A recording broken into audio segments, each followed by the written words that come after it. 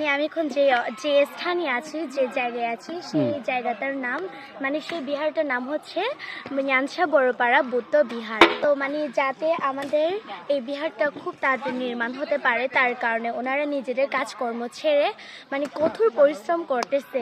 মানে এই জায়গাটা দেখতে পাচ্ছেন, এই জায়গাটা হবে জায়গা থাকার জন্য একটা রুম। একটা কথা হচ্ছে মানে সবাই যদি মিলেমিশে কাজ করে তাহলে খুব তাড়াতাড়ি শীঘ্র হয়ে যায়, বা মানে সবাই মিলেমিশে কাজ করলে কোনো বড় কাজ তো খুব সহজে করা যায়, কোনো বড় কাজকেও আবার মানে অনেক মানে খুব কম সময়ে করা যায়। এই কারণে আমরা সবাই মিলেমিশে এখানে কাজ করতেছি। হ্যালো গাইস, আমি আজকে একটা নতুন ব্লগ নিয়ে আপনাদের সামনে হাজির হলাম।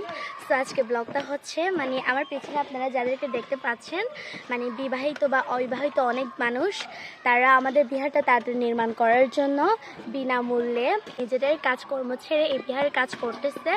মানে এই জায়গা থেকে মাটিটা নিয়ে এই জায়গায় ভরাট করতেছে। তো মানে যাতে আমাদের এই বিহারটা খুব তাড়াতাড়ি নির্মাণ হতে পারে, তার কারণে ওনারা নিজেদের কাজকর্ম ছেড়ে মানে কঠোর পরিশ্রম করতেছে। মানে এই জায়গাটা দেখতে পাচ্ছেন, এই জায়গাটা হবে জায়গা থাকার জন্য একটা রুম।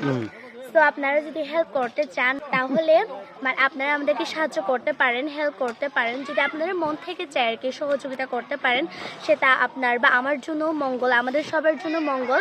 আমাদের বিহারটা খুব তাড়াতাড়ি নির্মাণ হয়ে যাবে। তো মানে আমি এখন যে স্থানে আছি, যে জায়গায় আছি, সেই জায়গাটার নাম মানে সেই বিহারটার নাম হচ্ছে ন্যানসা বড়পাড়া বৌদ্ধ বিহার। একটা কথা হচ্ছে মানে সবাই যদি মিলেমিশে কাজ করে তাহলে খুব তাড়াতাড়ি শীঘ্র হয়ে যায়, বা মানে সবাই মিলেমিশে কাজ করলে কোনো বড় কাজ তো খুব সহজে করা যায়, কোনো বড় কাজকেও আবার মানে অনেক মানে খুব কম সময়ে করা যায়।